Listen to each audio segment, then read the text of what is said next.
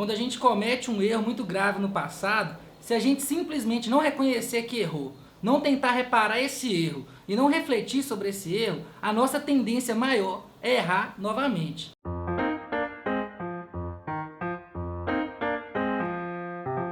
É natural a gente pensar que a história começa quando a gente nasce.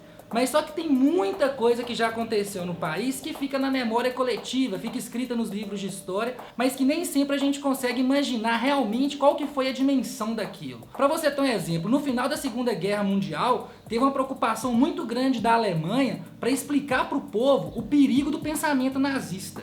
Isso para que isso não se repetisse mais na história da Alemanha. Esse momento de refletir sobre os erros históricos e passar a história limpo, normalmente é feito na transição de regimes, quando você está num regime autoritário, uma ditadura, e passa para um regime democrático, por exemplo. Na ciência política, o estudo desse momento de transição entre regimes, de autoritário para o democrático, como a gente disse, é chamado de transitologia. Para a transitologia, a transição de cada lugar tem suas peculiaridades. E normalmente ela tem um período de tempo definido, que é ali realmente nos períodos que está mudando aquele regime. E para a transitologia existem 3 tipos de transição de regime. O primeiro é a transformação ou reforma. Ela só dá uma fachadinha de mudança. Na verdade, o regime continua autoritário, os atores são os mesmos que estavam anteriormente, só que ele dá uma abertura um pouquinho maior para a participação popular. O segundo é a transformação. Isso é, os grupos que antes eram de oposição, eles tomam o poder e tomam as rédeas do governo e eles é que tocam essa transição. E para a transitologia ainda tem o terceiro tipo de transição, que é a transtituição. A transtituição é quando há mudança dos atores políticos, só que necessariamente as mesmas práticas do regime autoritário continuam. Você muda o rosto das pessoas, mas o regime na sua institucionalidade continua a mesma coisa. Esse terceiro modelo é aquele típico modelo da negociação. Se negocia um espacinho para todo mundo ali que está naquele momento participar do governo e nos remete àquelas velhas práticas do típico Estado burguês de acomodação dos setores da elite para causar uma sensação de paz social. A transitologia, então, como uma ferramenta de estudo da ciência política, ela tem essa preocupação de fazer essas análises. Se num determinado país a mudança do regime autoritário para o democrático teve os mesmos atores e abriu um pouquinho o regime, ou se aquele regime trocou as caras, mas manteve exatamente o mesmo sistema, ou se foi a própria oposição que conseguiu protagonizar o processo de abertura democrática. Mas ela não vai muito além disso, ela faz mais um estudo.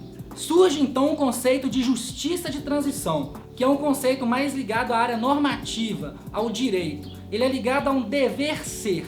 A justiça de transição, ela está preocupada em dar diretrizes gerais da melhor maneira de se fazer uma transição de um regime autoritário para um regime democrático. A justiça de transição então traça algumas normas para que essa transição seja feita de uma maneira integral e que solucione em grande parte os problemas do passado, para que a gente não repita os mesmos erros. Então, o principal objetivo da justiça de transição é garantir uma justiça durante esse processo de mudança, de maneira a reparar as vítimas do processo autoritário, de diminuir o clima de revanchismo, para que isso tenha uma paz mais estabilizada ao longo prazo, para que esses conflitos tenham sido sanados e resolvidos, e o principal, que a gente não precise mais de repetir os erros, porque o que acontece quando não há uma justiça de transição forte é que a gente esquece o que aconteceu e daqui a pouquinho a gente fica tentado a cometer os mesmos erros. Como disse o Tavis do Mimimídias, quando há um processo de transição sem a justiça de transição bem feita, é como se a gente só tivesse varrido a sujeira para debaixo do tapete. Mas com o passar do tempo ela só vai multiplicando, vai se aglutinando, se organizando, e quando ela sai lá de baixo, ela já virou um monstro que fica difícil da gente deter. É óbvio, gente, que cada processo de transição vai ser característico de cada país. Cada país tem sua história, sua cultura e vai ter o seu próprio processo. O que a justiça de transição tenta trazer são bases em comum para alinhar todos esses processos de maneira que a gente tenha êxito para resolver esses problemas. Segundo o Conselho da ONU, a justiça de transição são os mecanismos judiciais e não judiciais e estratégias para enfrentar o legado de violência em massa do passado, para atribuir responsabilidade, para exigir a efetividade do direito à memória, para fortalecer as instituições com valores democráticos e garantir a não repetição das atrocidades. Alguns elementos ajudaram a constituir essa visão de justiça de transição. No final da Segunda Guerra Mundial, o Tribunal de Nuremberg condenou 22 oficiais nazistas. 12 deles foram condenados à morte. A política de expurgos também é um elemento que fortalece a justiça de transição, na medida que você expulsa todos os militares nazistas de dentro das estruturas de governo. Segundo o próprio Conselho de Segurança da ONU, a justiça de transição é para a gente expurgar a violência em massa e para a gente não repetir esses erros. Para conseguir fazer isso, ela dá algumas diretrizes. O primeiro é o direito à memória e à verdade. É muito comum dos regimes autoritários que eles escondam os fatos. Então, toda investigação contra a corrupção, ela é silenciada e se dá uma impressão que não existe corrupção. Todas as atrocidades e torturas são feitas nos porões das delegacias e dos doicodes. Todos os documentos, estatísticas, levantamentos são atacados para que a gente não tenha dado e nenhuma informação do que é realmente aquele governo autoritário.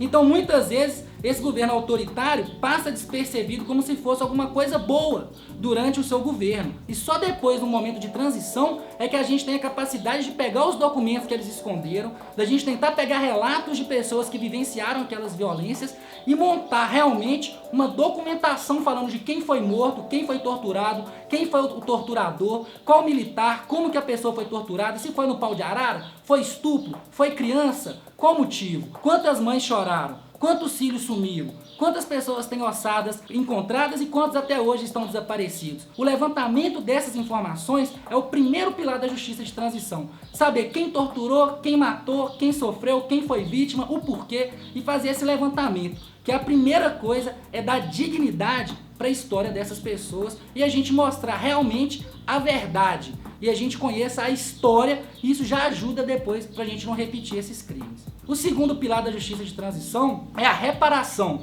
seja ela simbólica ou financeira.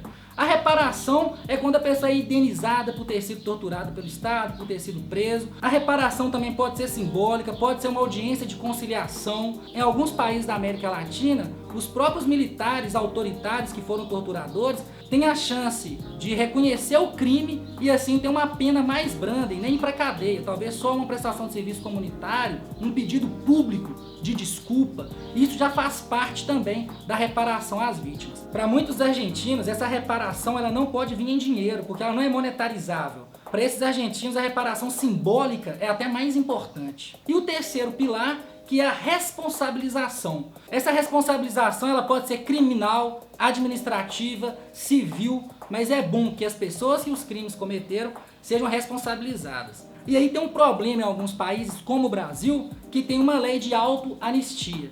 Quando o regime de ditadura estava terminando no Brasil, veio uma lei de anistia ampla, geral e restrita, ou seja, as vítimas do sistema autoritário, que morreram só por pensar contra politicamente a visão do governo, eles tiveram anistia, ou seja, foram perdoados.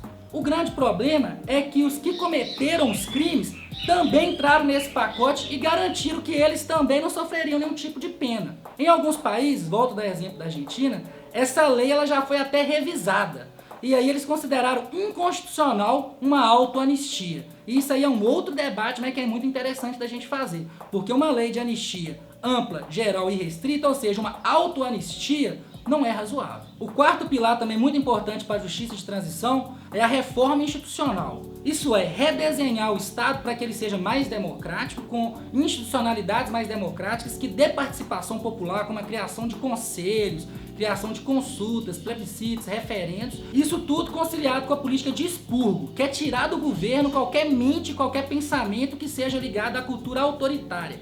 Infelizmente, no Brasil, principalmente no judiciário, muitas pessoas ainda e muitos atores que têm protagonismo na execução das políticas públicas, ele ainda tem essa mente do regime autoritário, o que dificulta muito o nosso processo de transição e para a gente superar esse nosso passado violento. Bom, gente, então se a gente está num governo autoritário, passando por um regime democrático, para a justiça de transição, a primeira coisa é garantir paz a curto prazo. E a gente tem que conseguir fazer uma justiça de transição efetiva a médio e longo prazo.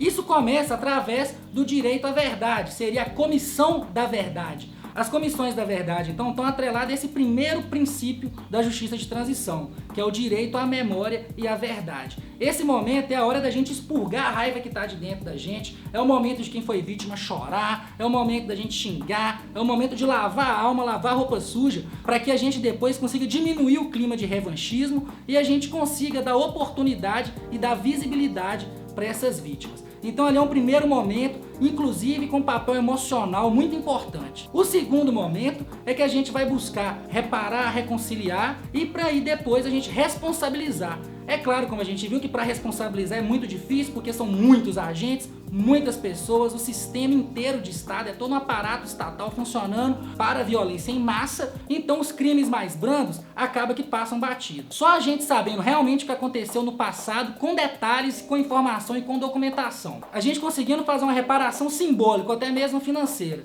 a responsabilização dos atores e redesenhando o Estado, a gente consegue ter êxito na nossa transição e a gente consegue garantir uma democracia de maior prazo, com mais paz, com mais legitimidade e com os valores democráticos bem enraizados na intelectualidade de cada cidadão. A ditadura militar brasileira foi um dos períodos mais trágicos da nossa história. Foi um dos momentos que a corrupção foi mais forte. Foi onde pessoas perderam a sua vida por pensar diferente do governo. Muitas pessoas foram para a luta armada garantir que a democracia prevalecesse. Graças ao sangue de tantas pessoas, tantos desaparecidos, tantos presos políticos, a tanta luta dos partidos políticos, das manifestações, das diretas já, da guerrilha do Araguaia, toda essa luta foi para que a gente hoje pudesse votar e escolher o nosso presidente, que a gente pudesse nos associar livremente, falar o que a gente pensa, discordar do governo, concordar com o governo. E isso só existe por causa de muita luta. Quando a gente não enxerga que o regime democrático é uma conquista nossa, é porque a gente não conhece a nossa própria história. E esse é um grande problema, porque os discursos pró-ditadura militar começam a voltar com força. Esse movimento de algumas pessoas defendendo volta de ditadura militar só existe porque a nossa justiça de transição ela foi feita, no mínimo, de maneira incompleta. A nossa Comissão da Verdade, que seria para atingir esse primeiro pilar da justiça de transição, ela só aconteceu 23 anos depois que acabou o regime autoritário, em 88, ela foi feita em 2011. Enquanto na Argentina ela foi feita 5 dias depois que acabou o regime autoritário. A nossa reparação aqui no Brasil, ela até que existe, de maneira simbólica e financeira. A questão é que a responsabilização no Brasil nunca aconteceu. Muito por causa dessa lei de autoanistia, nunca nenhum torturador respondeu